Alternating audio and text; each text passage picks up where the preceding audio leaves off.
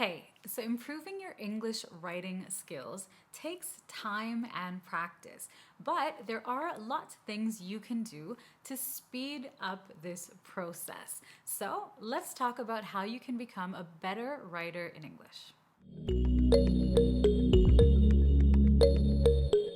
First up, read. Now, reading will help you with your writing because it is very important to become familiar with written English. You need to read a variety of materials in English, like books, articles, blogs, online content, and so on. Reading will help you to become familiar with different structures and writing styles in English. If you pay attention to how things are written, you'll also learn how you can organize your own ideas in a logical and cohesive way. Reading also allows you to see how grammar and vocabulary are being used in a context, all right? It is important to remember that written English and spoken English are different. There are different writing styles, different levels of formality. So when you are reading, make sure you pay attention to these things. Pay attention to how the ideas are structured, how they are organized. Pay attention to the different sentence structures that are being used. Pay attention to the style and the voice of the writer, all right? Pay attention to how grammatical structures are being used. And if you struggle with certain grammar structures or certain grammar points, make sure that you start paying attention to those when you are reading so that you can see how to actually use them in your own writing. So reading is the first thing that you can do that will help you to improve your own writing. Next, you need to write. You need to write something every single day. Practice is the key to improving your writing skills. If you're working on becoming a better writer, it doesn't happen overnight, and it doesn't happen if you just think about it and study and imagine that you're going to be a better writer. You actually have to write. It doesn't matter if you don't have any assignments or tasks or work to do, you can still write, okay? You can write a journal, you can write down your ideas, you can write a paragraph on a different topic every day, you can write emails, you can write messages to people, as long as you are writing, all right? I highly recommend that you keep a journal. If you've never kept a journal before, this might seem like a daunting or challenging or uncomfortable task for you. It is extremely helpful emotionally, psychologically, and of course with your English and with your writing. So you can keep a journal of what happened that day, a very simple journal, or you can keep a journal of how you're feeling, of your thoughts, your ideas, whatever you want. Your journal is personal and no one ever has to read it. It is just that you need to actually physically practice writing. Whether you're typing or writing by hand, you must write in order to improve your writing, all right?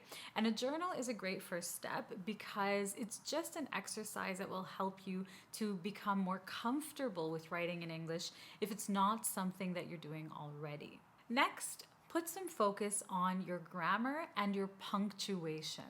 Now, I have said that it is okay to make grammar mistakes. You should always focus more on communication and clarity of your message when you're speaking.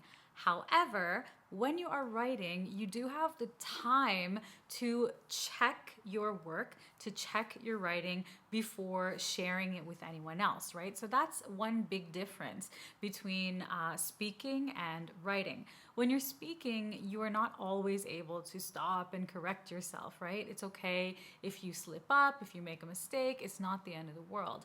However, when you are writing, you do have the luxury of time. You are able to get someone to proofread your work. You can proofread it or edit it yourself. You can use grammar checking tools like Grammarly, for instance, to help you, all right? Your grammar is important in your writing, and you do also have the luxury of time. Make sure that you are double checking your grammar. And if you need to, you can always brush up on the basics of grammar or any areas that you are weak in or any points that you have some difficulty with, okay? Punctuation is also very, very important. Now, punctuation is your full stops, your commas, your colons, dashes, all of these things. And I know that sometimes it can be difficult to choose the correct punctuation.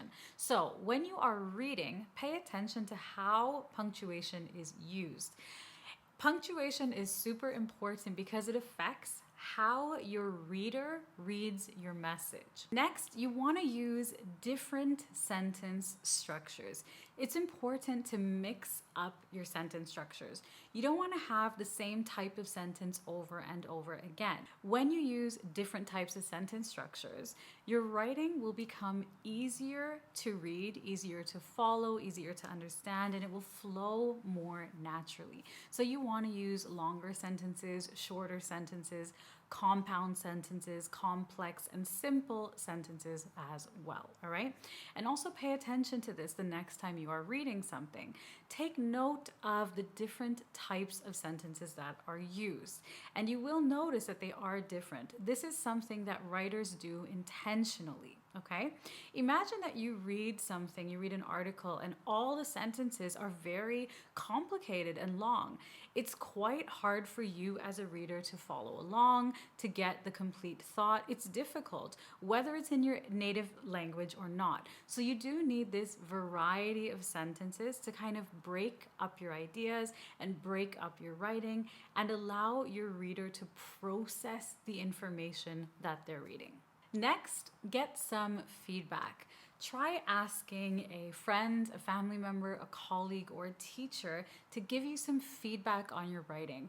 Ask them what they thought about it, if the ideas were clear, what the main message was to them. It's very useful to hear what other people have to say about your writing, because at the end of the day, you are always writing to convey a message. Whether you're writing a story, a blog post, a social media post, an email, a report, it doesn't matter what type of text you are writing. The purpose is to communicate something with someone else. So it's really important to know whether other people are able to understand you in the way that you intend them to. So try getting some feedback. Next, practice editing and revising your own work. Editing is a very important part of writing. You must be able to go back, read your work, edit it, change it, adjust it, add things, take things away to make sure that it is readable and easy to understand. Now, if you have the luxury of time when you're writing something, it's always nice to take a break, step away from whatever you've been writing, maybe come back the next day and read it with fresh eyes, okay? This will allow you to not only catch your mistakes, but also to be a little bit more critical and look at your writing from the point of view of your reader, okay? Ask yourself, is this clear? Is this confusing? How could I make this clearer? How could I simplify this, all right? So you do need to learn to be a little bit critical. Now, this does take some practice, but editing your own work is a very, very important part of becoming a better writer. Now, if you are trying to learn English in a comprehensive way, keep in mind that writing is one of the skills involved in the language. It is also a form of communication. A lot of people focus only on speaking, and I agree that speaking is extremely important, probably the most important skill. However, if you want to be comprehensive and you want to strengthen all of your skills, then of course written communication is also important. Keep in mind that there are different types of writing. Even messaging or chatting is a form of writing, okay? So there are skills to be developed no matter what type of writing you're doing. So these practical strategies will help you to become a better writer in English. I encourage you to get started today writing a journal. And if you've never written a comment, please do leave one. Let me know what you think of today's lesson, what you found the most helpful. And if you have any other tips that you would like to share, please leave those in the comments as well. If you enjoyed today's video, make sure you give it a thumbs up. And don't forget to subscribe so we can reach as many English learners as possible. Thank you so much for watching, learning, and spending time with me today, and I'll see you very soon in another one.